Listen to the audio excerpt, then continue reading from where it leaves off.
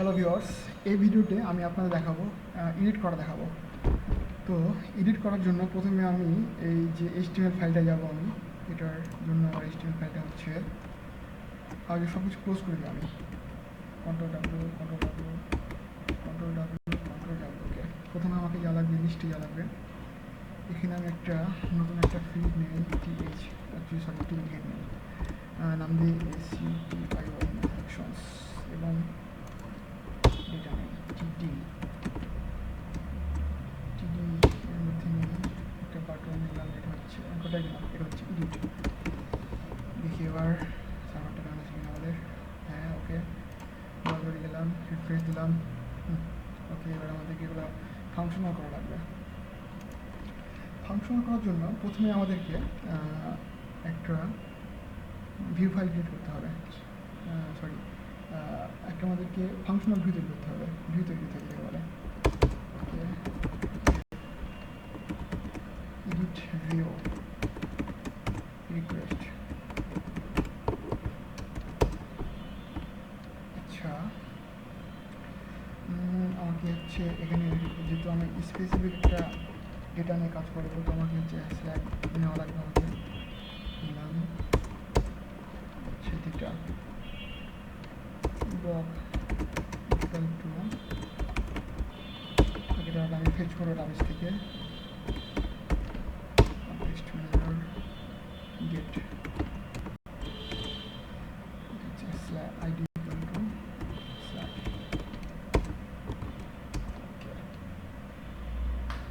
ওকে, আমার কাজ হচ্ছে ফর্মটাকে ক্রিয়েট করা, not format, form equal to create block instance equal to block, not এটা, এবং রিটার্ন রেন্ডার করবো কোনটা,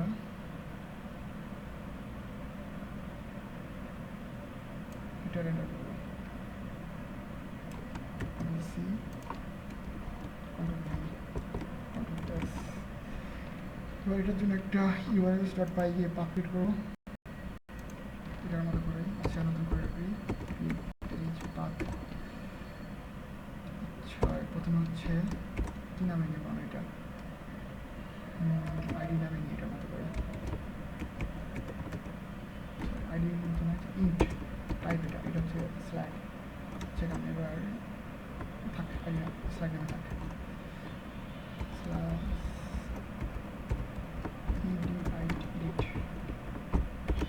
views ডট আমার হচ্ছে রিভিউ, তো নেম দেবো একটা এডিট। আচ্ছা, কন্ট্রোল। এবার আমি যাবো হচ্ছে আমার লিস্টে যাব। এবার লিঙ্কটাকে আমি ফাংশনাল করবো ডিটিএল দিয়ে, URL block edit name edit এবং slug to block dot ID. আচ্ছা, দেখি আমার এটা কাজ করছে কিনা। লিঙ্কটা রিফ্রেশ দিই। আপনারা এখানে একটু খেয়াল রাখবেন, বুঝতে পারবেন। আমাদের এখানে চেঞ্জ হতো একটা 7 একটা 8, আমি যদি কোনো একটা 7-এ ক্লিক করি এডিটে, হ্যাঁ, আমার যে ডেটাগুলো ছিল ডেটাগুলো কিন্তু চলে আসছে এখানে। এখন আমরা এখান থেকে আপডেট করার জন্য যে ফাংশনাল লজিকগুলো আমরা এটা ভিউ ফাইলে লিখবো। আচ্ছা, এটাতে আমার কাজ নাই, এটা ক্লোজ করে দেওয়া বলে, তো এখানে কাজ নেই। তবে কাজ হচ্ছে আমার এডিট ভিউ। সবার প্রথমে আমার যে কাজটা হচ্ছে চেক করা যে এটা রিকোয়েস্টটা কি পোস্ট না গেট। বাই ডিফল্ট রিকোয়েস্ট হচ্ছে গেট, আমরা গেটটা ধরবো না, পোস্টটা ধরবো। যদি পোস্ট হয় তখন আমরা এই রিকোয়েস্টটা ধরবো।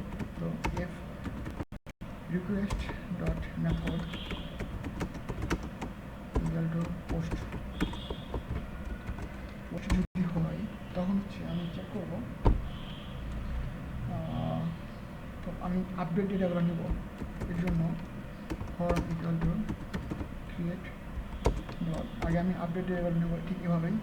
যেভাবে আমি ক্রিয়েট করেছিলাম ব্লগে। কপি করলাম, কন্ট্রোল সি, কন্ট্রোল ভি, এবং লাস্টে হচ্ছে ইনস্ট্যান্স, মানে এক্সিস্টিং যে ডেটাগুলো পাঠিয়েছিলাম ওখান থেকে ইনস্ট্যান্স ব্লগ। আচ্ছা, এটা হওয়ার পর এটা এলস দিয়ে রাখি। আচ্ছা, এবার ফর্মটা ভ্যালিড কিনা চেক করবো, এটা আগের মতোই। তো আমি এগুলোর মতো আবার কপি করে নিই, কন্ট্রোল ভি, আগের মতোই।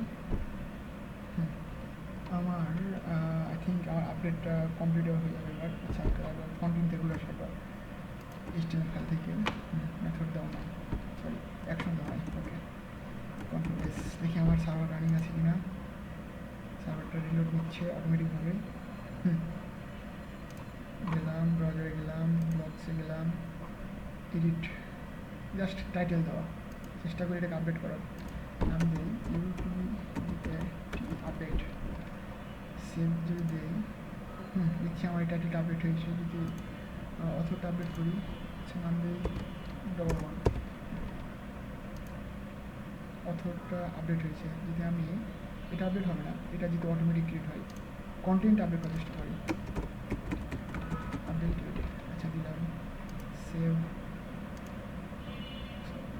Content updated. যদি ইমেজটা চেঞ্জ করার চেষ্টা করি তখন কী দেখা যাক। ও, আর প্রথম ক্ষেত্রে তো ইমেজটা দেওয়া হয়নি, অ্যাকচুয়ালি ডিফল্ট ইমেজটা অ্যাড করা হয়নি। যখন আমি একবার আমার ডিফল্ট ইমেজটা আপলোড করবো, ওর সাথে সাথেই আমার ডিফল্ট ইমেজটা মিডিয়া ফাইলে চলে আসবে। তখন তারপরে এখন যেরকম এখানে আমি ইমেজটা ফাইন্ড করতে পারছি না, তখন এই প্রবলেমটা থাকবে না। তো আমি সাপোজ এই ব্লগের জন্য ইমেজটা অ্যাড করে ফেলি, আমি ডিফল্ট ইমেজটা। আচ্ছা, চুজ ইমেজ, ডিফল্ট নামে একটা ইমেজ ছিল, আমার এটা চুজ করলাম, সেভ। এবার যদি আমি ঢুকি প্রথম ব্লগেই টাইটেল আপডেটেডে, হ্যাঁ আমার ইমেজটা পাচ্ছে।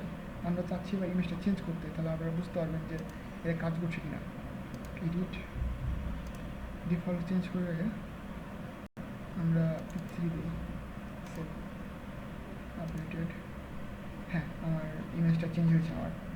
তো এই ভিডিও এটুকু পর্যন্তই, আমি এটা আর বড় করবো না। পরবর্তী ভিডিওতে আমি আপনাদের দেখাবো কীভাবে ডিলিট ফাংশনটা কীভাবে কাজ করে। তো পরবর্তী ভিডিও দেখার জন্য আপনাদেরকে আমন্ত্রণ রইল। ধন্যবাদ সবাইকে।